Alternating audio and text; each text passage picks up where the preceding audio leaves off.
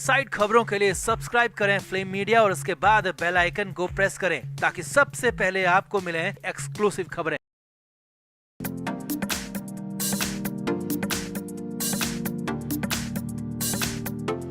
सुशांत सिंह राजपूत के केस में एक और नया और बड़ा अपडेट है और लंबे समय से सुशांत के केस में कोई डेवलपमेंट नहीं था, लेकिन अब मामला आगे बढ़ता हुआ दिख रहा है। मामला यहां तक पहुंच गया है कि आरोपी सिद्धार्थ पिठानी को बहुत बड़ा झटका लग चुका है। अब जेल से निकलने की संभावना खत्म हो गई है। इस बार कोर्ट में सिद्धार्थ पिठानी की भयानक बेइज्जती हो गई। कोर्ट ने जमानत देना तो बहुत दूर की बात है, मामले को सुनने तक से इनकार कर दिया और सीधे सीधे दरवाजा तक दिखा दिया। कोर्ट में पिठानी की जमानत याचिका पर सुनवाई हुई जिसमें भयानक ड्रामा हुआ और अंत में पिठानी की हालत ऐसी थी कि वकील तक निराश हो गया। तो क्या हुआ कोर्ट रूम में, कैसे पिठानी की जमानत पर सुनवाई के दौरान हुआ हंगामा, सब कुछ आपको दिखाते हैं, बताते हैं। आप इस बड़े अपडेट पर कमेंट जरूर करें और वीडियो को शेयर भी करें। तो लंबे समय से सिद्धार्थ पिठानी जमानत लेने की फिराक में था। शुरुआत में तो पिठानी की याचिका कोर्ट में एक्सेप्ट ही नहीं हुई और फाइनली जब कोर्ट में पिठानी की याचिका एक्सेप्ट हुई, एप्लीकेशन को लिया गया, तो पिठानी और उसके वकील की खुशी का ठिकाना नहीं था और बुधवार को याचिका को लिस्ट भी कर लिया गया। जी हां, कई कोशिशों के बाद फाइनली बुधवार यानी कि 11 अगस्त को सिद्धार्थ पिठानी की जमानत याचिका को एनडीपीएस कोर्ट में लिस्ट किया गया और मामले पर सुनवाई हुई। अब कोर्ट में पिठानी की याचिका पहले ही झटके में खारिज हो गई, यानी कि पिठानी को जमानत नहीं मिली। लेकिन इस दौरान कोर्ट में खूब हंगामा हुआ, ड्रामा हुआ। पिठानी के वकील तारक सैयद ने कंफर्म किया है कि हां, पिठानी को जमानत नहीं मिली है। एनसीबी के जोनल हेड समीर वानखेड़े ने भी बताया है कि कोर्ट ने पिठानी की जमानत की एप्लीकेशन को खारिज कर दिया, मगर उससे पहले कोर्ट ने जो कहा, जो कोर्ट में हुआ वो ऐतिहासिक था, वो डिसाइसिव था। तो कोर्ट में क्या क्या हुआ वो आप भी देखिए। अब यहाँ पर हालांकि कोर्ट में सिद्धार्थ पिठानी खुद मौजूद नहीं था। पिठानी की तरफ से उसके वकील तारक सैयद कोर्ट में पहुंचे हुए थे और कोर्ट के सामने अपना मामला रखा। अब जैसे ही सिद्धार्थ पिठानी की जमानत याचिका का नंबर आया, पिठानी के वकील ने अपना केस सामने रखा तो कोर्ट ने हैरान कर दिया। जी हाँ, एनडीपीएस कोर्ट ने एक झटके में इस मामले को दूर कर दिया। जी हां, कोर्ट ने पिठानी की जमानत याचिका पर फैसला देना तो बहुत दूर की बात है, याचिका को सुनने तक से इनकार कर दिया। पिठानी का वकील मांग करता रहा, डिमांड करता रहा कि एक बार तो मामला देख लीजिए, एक बार केस को देख लीजिए, आप इस पर जो भी फैसला हो उसके बाद दे सकते हैं। लेकिन कोर्ट ने सुनने तक से इनकार कर दिया, मामले को देखने तक से इनकार कर दिया। आगे देखिए, पिठानी के वकील ने बिल्कुल याची की तरह कहा कि कोर्ट एक बार मामले को बस देख ले और जो भी फैसला देना हो वो दे सकते हैं। लेकिन यहाँ तो सिद्धार्थ पिठानी के साथ साथ पिठानी के वकील की भी भयानक बेइज्जती हो रही थी, क्योंकि कहां तो सिद्धार्थ पिठानी और उसका वकील जमानत की उम्मीद लगाए बैठे थे और कहां कोर्ट ने मामले को सुना तक नहीं और सीधे सीधे मामला काफी आगे बढ़ गया। और जब मामला रुका नहीं, काफी आगे बढ़ गया, तो पिठानी का वकील भी नहीं माना और कोर्ट ने अंत में क्या कहा वो भी देखिए। कोर्ट ने कहा कि इस मामले में कोई मेरिट ही नहीं है। जी हाँ, यानी कि इस मामले में कोई योग्यता नहीं है, ये एप्लीकेशन खारिज है, इस पर आगे सुनवाई नहीं होगी।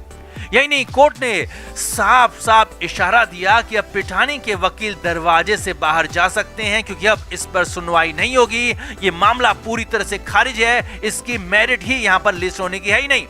अब तो पिठानी को सबसे बड़ा झटका लग चुका था, क्योंकि कहां तो पिठानी को बेल की पूरी उम्मीद थी और कहां कोर्ट ने मामले को सुना तक नहीं, क्योंकि इसमें कोई मेरिट नहीं थी, योग्यता नहीं थी। अब पिठानी की याचिका खारिज हो गई, जमानत नहीं मिली, तो ये कहा जा सकता है कि अब वाकई एनसीबी ने अपना केस पुख्ता कर लिया है, क्योंकि अब तक तो रिया और शौविक चक्रवर्ती जैसे बड़े आरोपी भी आसानी से जमानत पाते रहे हैं, लेकिन इस बार पिठानी को जमानत नहीं मिली तो साफ सी बात है कि एनसीबी के पास गवाहों, सबूतों का पूरा जखीरा मौजूद है, जो कि इनको सजा दिलवाने के लिए काफी है। और इसीलिए सिद्धार्थ पिठानी को यहाँ पर जमानत नहीं मिली, कोर्ट ने पूरी तरह से मामले को खारिज कर दिया और अब बहुत जल्द इस मामले में और भी बड़ा एक्शन हो सकता है, क्योंकि अब इस जमानत के खारिज होने के बाद एनसीबी को भी बूस्ट मिला है। एनसीबी को भी अपने गवाहों पर, अपने सबूतों पर पूरा भरोसा हो चला है और बहुत जल्द बहुत बड़ा एक्शन इस मामले में हो सकता है, जो कि बहुत बड़ा इंसाफ होगा। तो आपका इसे लेकर क्या कहना है? सिद्धार्थ पिठानी को झटका कितना जरूरी था? कमेंट करके जरूर बताएं, वीडियो को शेयर भी करें। अब बिना काम के मुंबई में रहना उतना ही मुश्किल है जितना कि दिन में तारे दिख जाना, और ये रिया चक्रवर्ती को भी अच्छी तरह से मालूम है। लेकिन फिर भी रिया चक्रवर्ती लगी रही कि कहीं तो कोई फिल्म, वेब सीरीज या फिर सीरियल कुछ भी मिल जाए, बस पैसा आ जाए, लेकिन कहीं कुछ नहीं हुआ।